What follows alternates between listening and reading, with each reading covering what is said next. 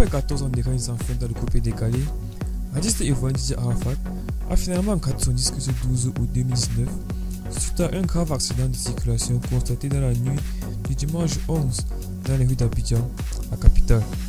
Restez avec nous jusqu'à la fin de cette vidéo pour découvrir son parcours durant toute sa vie. Ensuite, après le générique.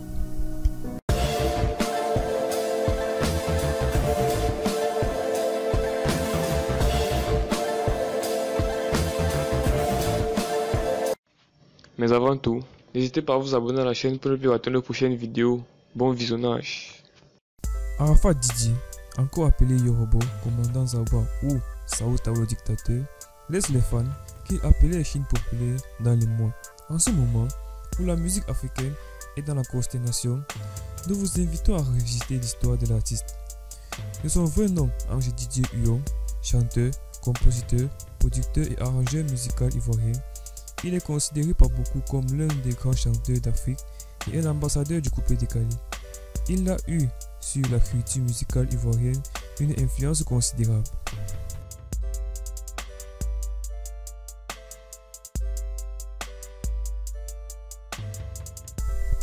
Fils de Tina Glamour, aussi appelé Tina Spencer, et de Pierre Huon, aussi appelé Wompi, Ange Didier Huon est né le 26 janvier 1986.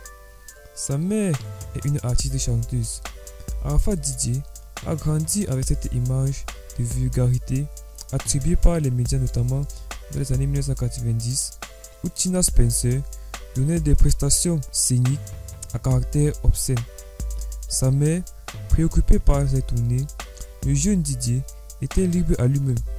Dès l'âge de 11 ans, il est en proie à la drogue et au banditisme de quartier.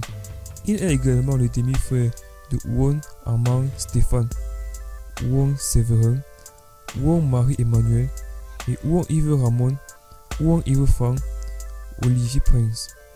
Arafat est d'ethnie guéri de son père Bété et de sa mère.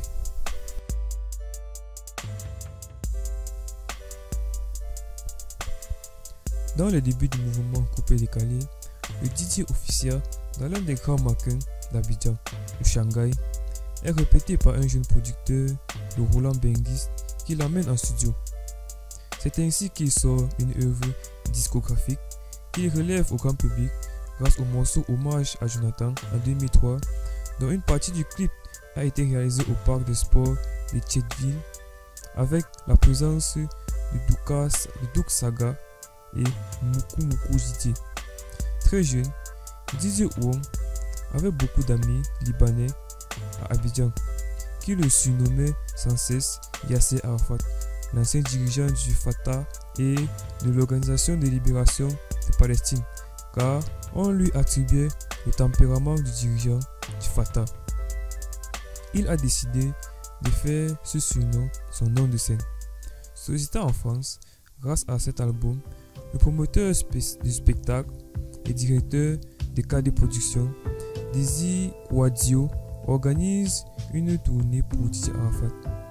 Il s'envole pour 2 mois à Paris, puis revient en Côte d'Ivoire. Ce séjour a laissé de beaux souvenirs au DJ et il voit une belle opportunité d'économie.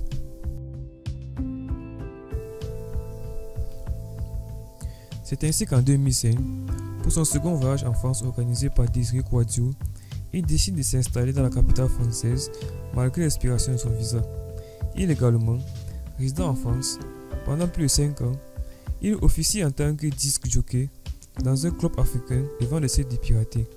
Sans papier, il est arrêté par la police et passe 1 mois au centre de rétention administrative avant d'être rapatrié en Côte d'Ivoire. Entre-temps, il avait sorti le deuxième album intitulé Femme en 2005, puis un album en collaboration avec Meiwe en 2006 et un single intitulé Abidjan Paris en duo avec Chris B en 2007. De retour sur la langue hébraïque, après de 2 ans et demi d'absence sur les scènes ivoiriennes, il signe son retour en duo avec Di Bordeaux Likoufa. Le chouchou du coupé décalé, en 2008, depuis en duo avec Di Bordeaux Likoufa, sort un nouveau opus qui promeut une nouvelle danse appelée Cap Go.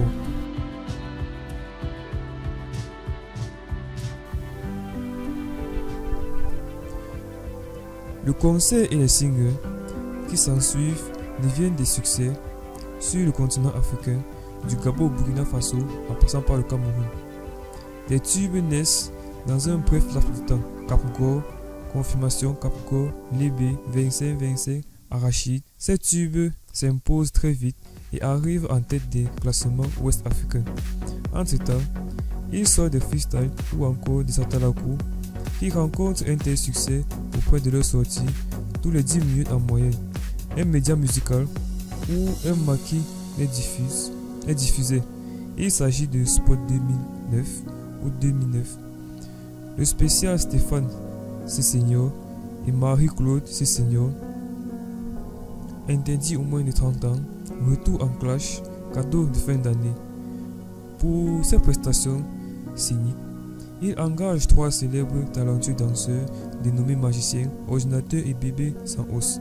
En 2008, il participe au single appelé Succès Africain Tonique avec Mokobe, Mohamed Laminé et Mori Kanté. La chanson promo devient un tube de l'entrée en France. La même année, pour soutenir le single, il met sur le marché Cadeau du siècle, un mélange d'R&B contemporain et de coupé décalé. Fan de Yoruba, le footballeur Samuel Eto'o lui offre une montre de 80 000 € et une voiture de marque BMW en juillet 2009. Le single Gladiator est mis sur le marché le 16 décembre 2009 et l'album le 19 juin 2010, incluant les morceaux Zoropoto 1 et 2.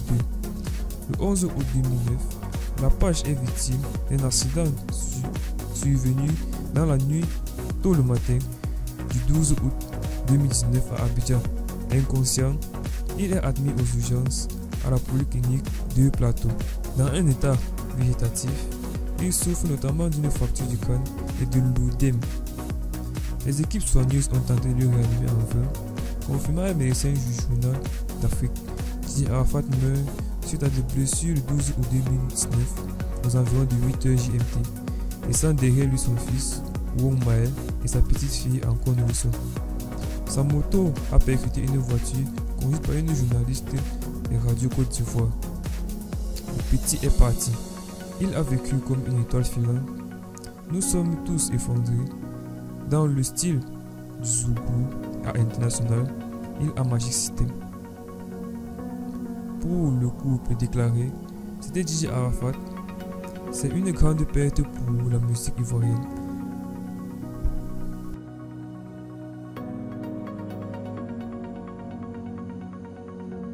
Si vous avez aimé, n'hésitez pas à vous abonner à la chaîne, à liker et laisser un commentaire. Merci.